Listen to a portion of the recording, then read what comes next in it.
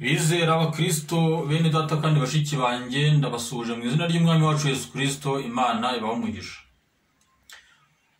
Uyu munsi nifuza ko tuganira ku ijambo ry'Imana kugira ngo twongere tujye mbere mu by'umwuka nk'uko tujya mbere no mu by'umubiri, kandi imibereho yacu dutume irushaho kuba myiza, imibereho tugirana n'Imana, kandi twisuzume turebe koko niba intambwe dutera buri munsi hari aho itwerekeza mu by'umwuka. Niyo mpamvu nishaka ko tuganira ku ijambo ryitwa ukwizera, tugasobanukirwa neza ukwizera icyo ari cyo, kandi tukarisobanukirwa twifashishije ijambo ry'Imana riri muri Bibiliya kugira ngo ritubashishe gusesengura neza, turebe niba koko ubwo kwizera tubwirwa, twumva, tubwirizwa koko tugufite ku rugero rukwiriye kandi rushyitse. Ndashaka ngo duhere rero ku magambo ari hano mu Baheburayo igice cya 11 ku murongo wa mbere, hanyuma dusome twumve niba koko ubwo kwizera tugufite. Mu Baheburayo 11 rero umurongo wa mbere aravuga ngo kwizera ni ukumenya rwose ibyiringirwa, udashidikanya ko bitazaba, kandi niko kuduhamiriza ibyo tutareba ko ari iby'ukuri. Aho ni mu Baheburayo nsomye. Baratangiye bati ukwizera ni ukumenya rwose. Bashyizemo ijambo barashimangira ndetse baratsindagira ngo rwose. Iri jambo akenshi rikoreshwa iyo umuntu ashaka gushimangira no gutsindagira kugira ngo ibyo avuga koko byumvikane yuko ari ukuri. Iri jambo rigendana n'ukuri rwose. Iyo urishyizemo uba ushaka kumvikanisha yuko ibyo uri kuvuga ari ihame kandi ari ukuri. Niyo mpamvu bavuze bati ukwizera ni ukumenya rwose ibyiringirwa, udashidikanya ko bitazaba. Ikindi bisobanuye aha ngaha ni uko haramutse hajemo gushidikanya ntabwo bikizwe ukwizera, ahubwo birasobanuye ngo ibyo bintu ubwiwe cyangwa ibyo bintu ureba cyangwa utareba byemere gutyo byizere udashyizemo gushidikanya na gato. Ukwizera kandi ni ikintu gikomeye kubera ko gutuma n'ibyo tutareba tubasha kubyizera. Nk'ubu Imana yo mu ijuru ntabwo imeze nka kiriya giti cyangwa iriya nzu, cyangwa guhagarara ku muhanda ukabona imodoka itambuka yirebesha amaso. Uretse ko Imana yo mu bushobozi bwayo ishatse yaza ikanakwirega ukayibona, kuko yo ni Imana kandi ni nyabushobozi. Ariko Imana ubundi turayibwirwa cyo none kandi tukayizezwa nuko ibyayo ibikorwa byayo tubibona, tukabirebesha amaso, tukabibamo ugukiza kwayo tugakubona, ibitangaza ikora n'imirimo yayo tukabirebesha amaso tukabibona. Ibyo rero ni ukwizera kubidushoboza. Tudafite ukwizera ibyo nta nubwo twabyemera. Twari tubibona Imana ngo ishobora byose, ngo yo mu ijuru, tukibaza iyo Mana tutakoraho, tutakora ngo twumve, tutabasha kubona. Iyo Mana ni Imana hagati ki, ni Imana iteye ite tutabasha kureba ngo twumve. Ariko kubwo kwizera kandi imirimo yayo ikaba yigaragaza, tukaba twarayibonye, niyo mpamvu tubyizera. Twizera ko Imana iriho kandi iri mu ijuru kandi koko yitwa Imana, tukabyemera kandi tukabihamya ndetse tukanabibwiriza. Nuko ubwo kwizera yuko iriho kandi ikora biturimo twabibonye kandi tubasha no kubihamiriza uwo ari we wese. Ukwizera ni ikintu gikomeye cyane kirenze ibyo umuntu abasha gutekereza. Reka dukomeze dusome twumve imbaraga zo kwizera. Dushobora kureba hano muri mu Itangiriro igice cya 22, tukareba naho icyo ukwizera uburemere bwako, icyo ukwizera kwakoze. Mu Itangiriro igice cya 22 wenda twanareba ku murongo wa 7, tukareba uburyo Isaka ngira ngo mwaza namwe kubareba mugafata Bibiliya mugasoma. Ni hamwe mu itangiro batubwira uburyo Isaka yaragiye gutambwa na seho igitambo. Noneho bageze ku musozi Moriya, barangije ise afata umuhungu we aramugezayo. Bagezeyo nuko ibyangombwa byose babyegeranyije, maze Isaka araterura abaza se ati, data, ko umuriro uhari n'inkwi zikaba zihari, umwana w'intama w'igitambo cyo koswa uri hehe? Ise arangije aramusubiza ati, mwana wanjye, Uwiteka niwe uri bwishakire igitambo. Bakristo bavandimwe bene data, aya magambo araremereye cyane. Nababwiye ngo muze gufata Bibiliya namwe muyasome muyumve neza. Ijambo ry'Imana ubundi rihora ari ishyashya muri twebwe. Iyo uryumvise uyu munsi ukongera ukaryumva n'ejo, ugira ngo ejo ntabwo wigeze uryumva, wumva ari bishyashya. Ahangaha kuba Aburahamu yarafashe umuhungu akamujyana, we mu mutima wabizi neza yuko ari we agiye gutambaho igitambo, ni ibintu bigoye kubyumva bene data. Mu by'ukuri nubwo yari agiye kubikora, mwibuke yuko ari we mwana wenyine Uwiteka yari yaramuhaye, kandi yaramumuhaye mu zabukuru. Impamvu kwizera ari ikintu gikomeye cyane, Aburahamu ntabwo yigeze yita ngo none ko uyu mwana ari we wenyine mfite, nindamuka mutambye ndasigara n'iki? Ukwizera imbaraga zako nshaka kumvikanisha ahangaha ni uko Aburahamu yari afite ukwizera ko mu rwego rwo hejuru, kuko yari azi yuko uyu muhungu Uwiteka ari we agiye kumutambira, kandi ari Uwiteka n'ubundi wari waramumuhaye. Rero ntabwo yigeze ashidikanya yuko Uwiteka byazamunanira kumuhereza n'undi, kandi bona nubwo atari kumumuhereza, we yari yizeye yuko agiye kumutambira rushobora byose.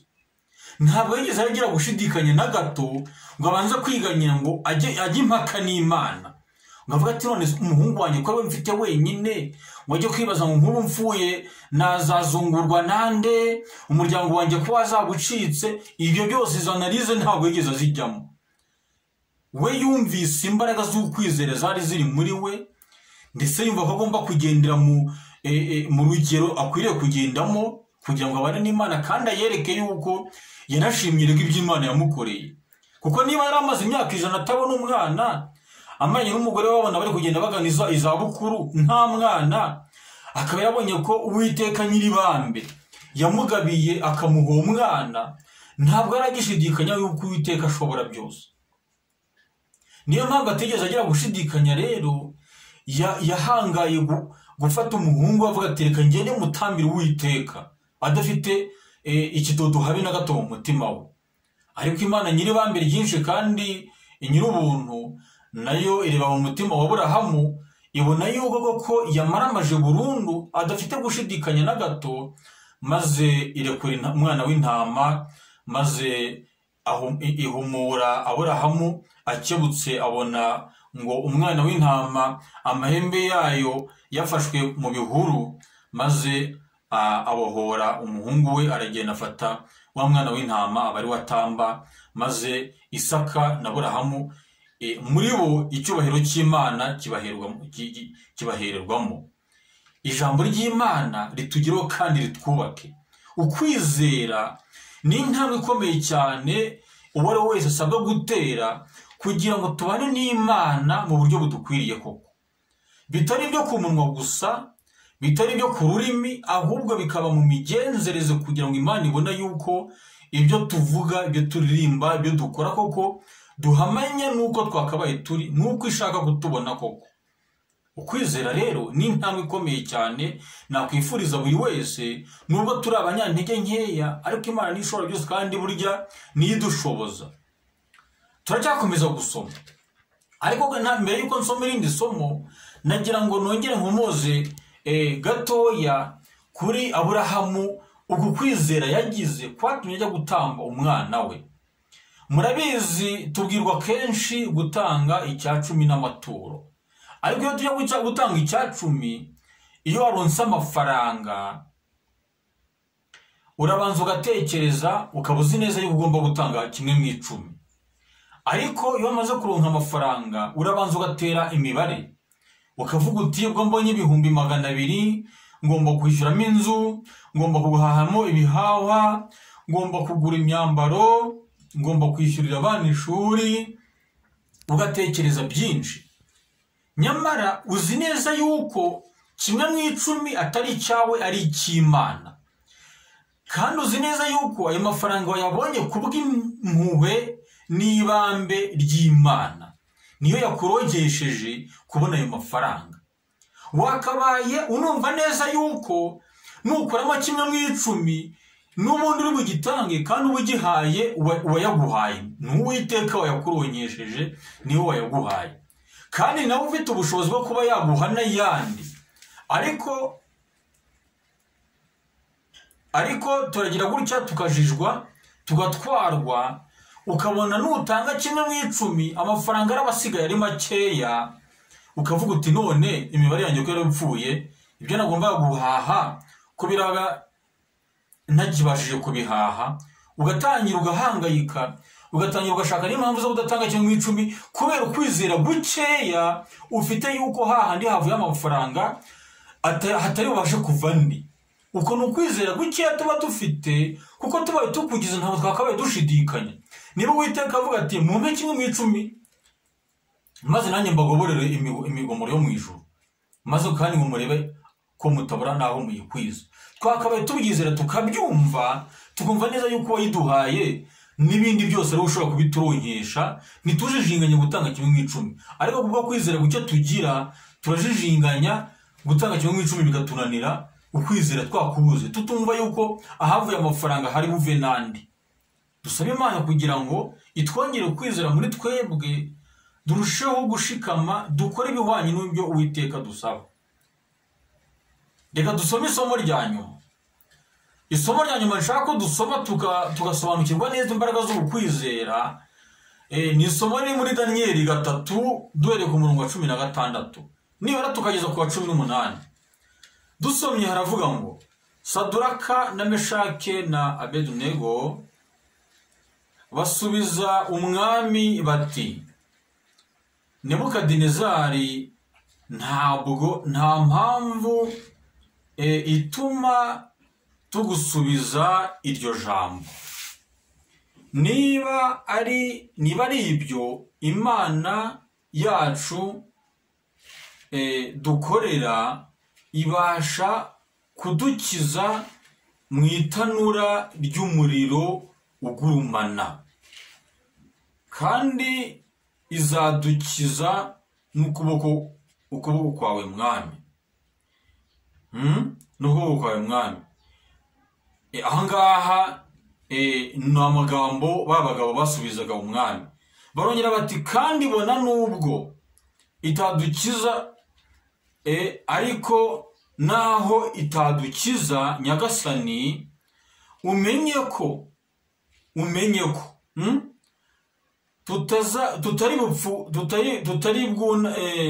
tutari bukorere imana zawe habe no kuziramya, habe no kuramya igishushanyo, habe no kuramya igishushanyo cy'izahabu wakoze. Aya ni amagambo aba bahungu ko bagera kuri 3 basubije umwami Nebukadinezari ubwo yifuzaga yuko bakwikubita hasi bakaramya cya gishushanyo we yikoreye kugira ngo kibabere ikigirwamana. Bo barahangaye baravuga bati, Nyagasani ntabwo twaramya igishushanyo cyawe, Imana dukorera kandi twiringira ibasha kudukiza rwose. Barongera bati, bona nubwo itadukiza, bona nubwo itadukiza, ntabwo dushobora kwikubita imbere y'igishushanyo cyawe, ntabwo twagipfukamira, ntabwo twakiramya. Baramuhamiriza bashize amanga, badatitira, batadedemanga. Ni imbaraga z'ukwizera kwari muri bo, nuko bari bazi neza, bizeye ubushobozi n'imbaraga z'uwo bizeye koko.